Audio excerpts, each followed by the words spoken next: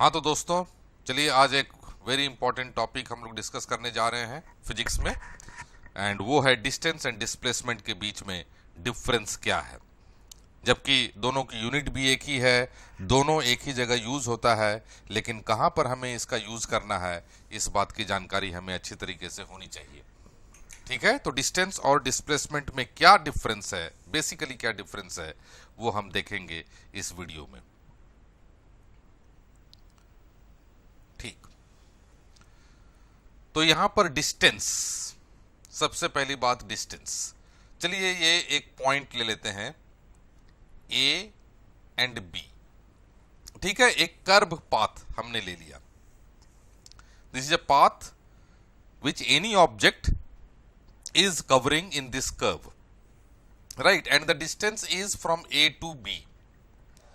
तो जब हम कहेंगे डिस्टेंस डिस्टेंस तो हम जो है, जो ऑब्जेक्ट कवर कर रहा है फुल इस कर्व पाथ में, ये डिस्टेंस पूरा कैलकुलेट करेंगे। ठीक है, तब जाकर के वो डिस्टेंस कहलाएगा। ठीक है, तो डिस्टेंस क्या है भाई? डिस्टेंस इज दी, हम कह सकते हैं कि total length of the path covered, right, total length of the path covered.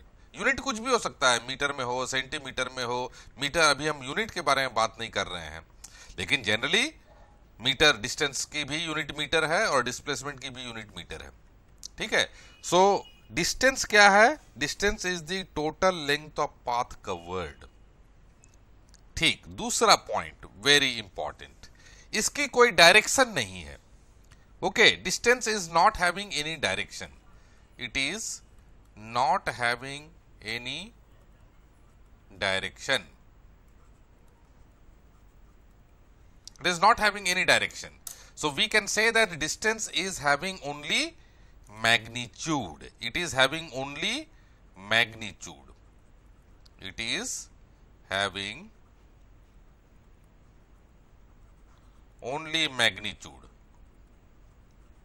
ठीक है, तो distance is the total length of path covered.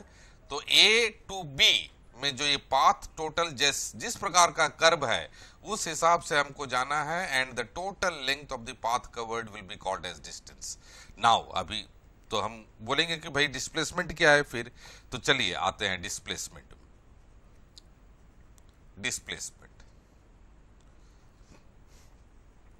तो डिस्प्लेसमेंट क्या है? Now displacement is the straight line distance. Straight line, ठीक है, straight line distance जो है वो ए टू बी के बीच में। तो सबसे पहले हम लिखेंगे इट इज स्ट्रेट लाइन। ठीक है, स्ट्रेट लाइन, और वो भी एक डायरेक्शन में। हम बोलेंगे इसमें कि A to B. Okay, so it is straight line length, straight line length between two points,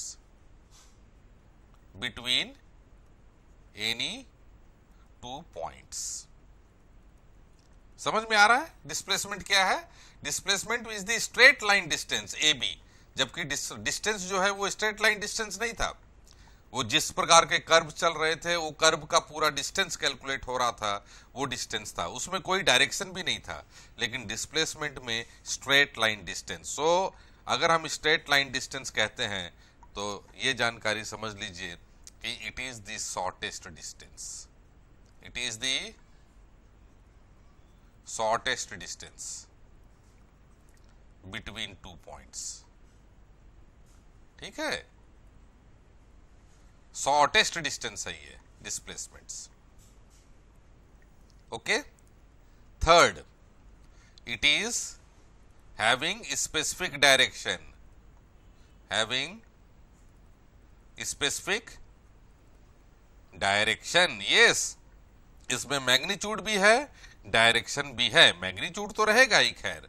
okay, it is having specific direction and magnitude. ये कह सकते हैं हम, ठीक है।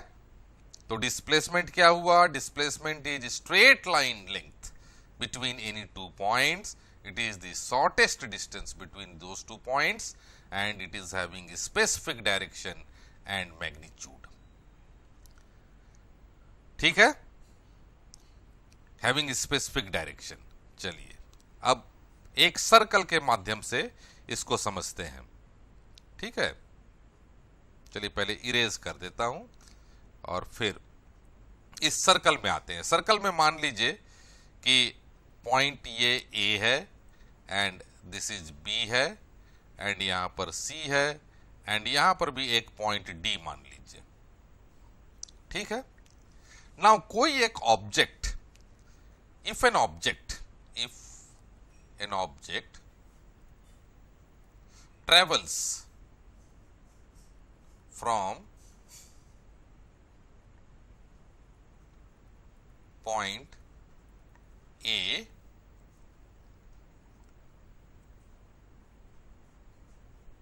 through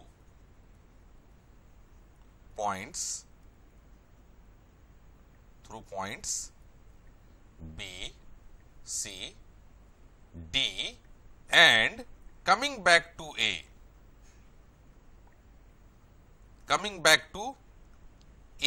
again। नाउ इस केस में चलिए कोई एक ऑब्जेक्ट जो है वो ए से डिस्टेंस कवर कर रहा है, बी में जाता है, बी से डिस्टेंस कवर करके सी में आता है एंड सी से डिस्टेंस कवर करके डी में आता है एंड वापस इट कम्स बैक टू ए। इस केस में क्या होगा भाई? इस केस में होगा ये कि डिस्टेंस क्या होगा? डिस्टेंस तो होगा जो circumference of this circle, right. Distance covered will be equal to circumference। circumference क्या होता है? 2 pi r यूनिट। तो डिस्टेंस कवर्ड हुआ। अच्छा, डिस्प्लेसमेंट क्या हुआ? नाउ डिस्प्लेसमेंट के केस में देखिए कि the object has started covering distance from A, means it has started travelling from A से ट्रेवल करके अगेन वापस ए में आ गया। इसका मतलब है कि the shortest distance between these two और the straight line distance between the point A to A is what? 0। A to A के बीच में डिस्टेंस क्या है? वो तो 0 ही है। तो डिस्प्लेसमेंट 0 है, distance is not 0। Distance covered is 2 pi r unit, circumference, full circumference, where displacement is 0, ठीक है। चलिए एक दूसरा केस लेते हैं। दूसरे केस में क्या है कि एक ऑब्जेक्ट है जो डिस्टेंस कवर कर रहा है A to C through B. Now C में है दो ऑब्जेक्ट, तो डिस्टेंस क्या हुआ? डिस्टेंस हुआ एबीसी, करेक्ट। एबीसी, और एबीसी क्या है? एबीसी है half circumference of the circle it is covering, so pi r unit is the distance covered। लेकिन डिस्प्लेसमेंट क्या हुआ? डिस्प्लेसमेंट ए और सी के बीच में जो स्ट्रेट लाइन डिस्टेंस है that is diameter is equal to 2r unit. So 2r unit is the displacement, ठीक है, फाइन। चलिए एक और केस लेते हैं हम डिस्टेंस और डिस्प्लेसमेंट के बीच में अंतर जानने के लिए। उससे पहले हम चलिए इसको इरेज कर देते हैं।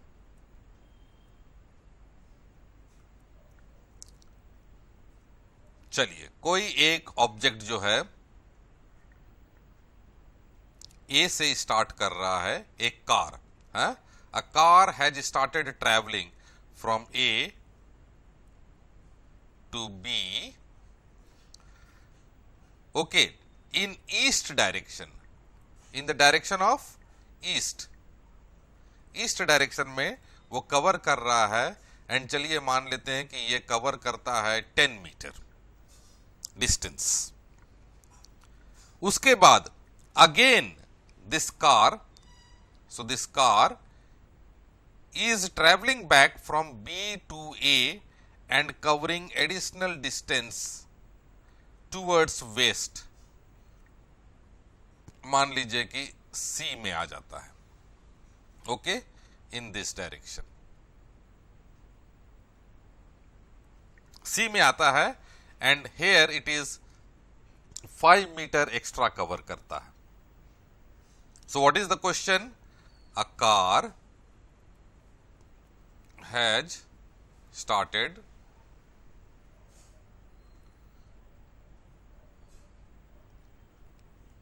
moving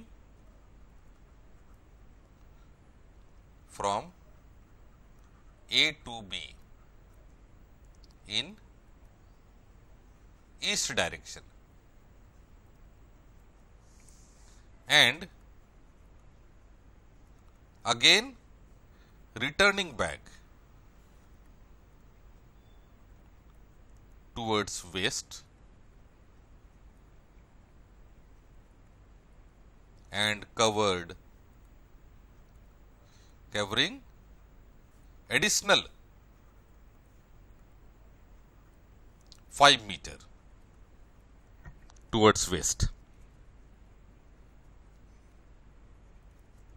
that is from A to C. Now in this case, what will be the displacement? In this case, the distance first, distance covered by the car.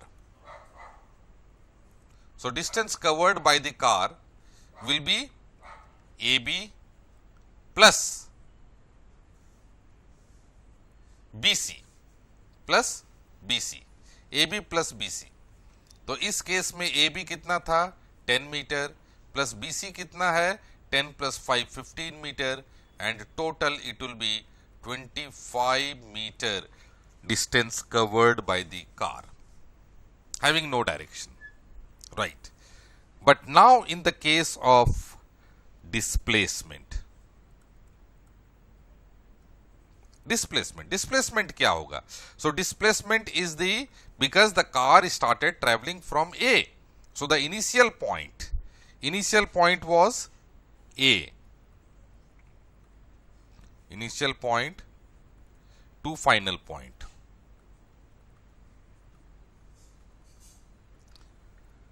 The distance between initial point to final point, that's all, is the displacement, okay.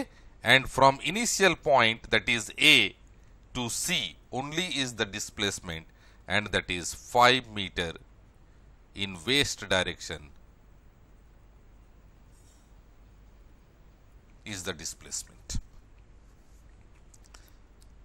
मुझे उम्मीद है कि सभी कोई समझ गए होंगे. I hope that everybody has understood that what is the difference between distance and displacement, and displacement is very important. and इसी के बेस पर, distance और displacement के बेस पर further हम लोग जानेंगे speed and velocity. Next video में हम लोग पढ़ेंगे speed and velocity का क्या डिफरेंस है. सो स्पीड में हम लोग क्या यूज करते हैं? Distance by time, whereas velocity में हम लोग क्या यूज करते हैं? डिस्प्लेसमेंट बाय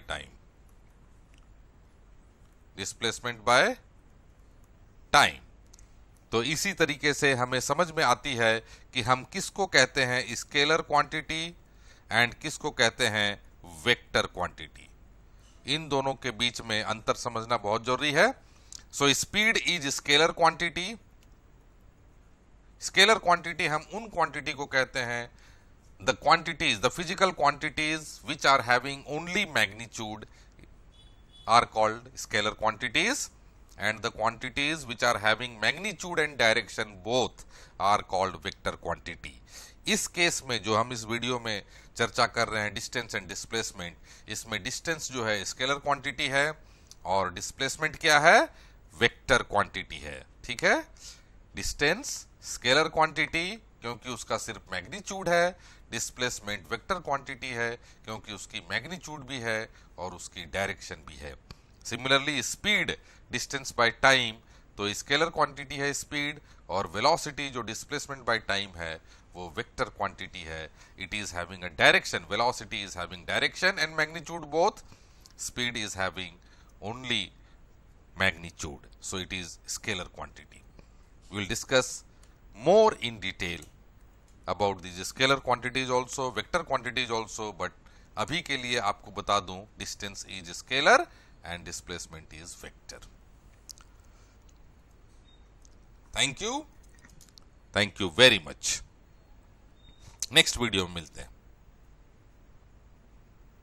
धन्यवाद. शेयर कीजिए, if you have liked, like button दबाइए and subscribe to my channel. Thank you.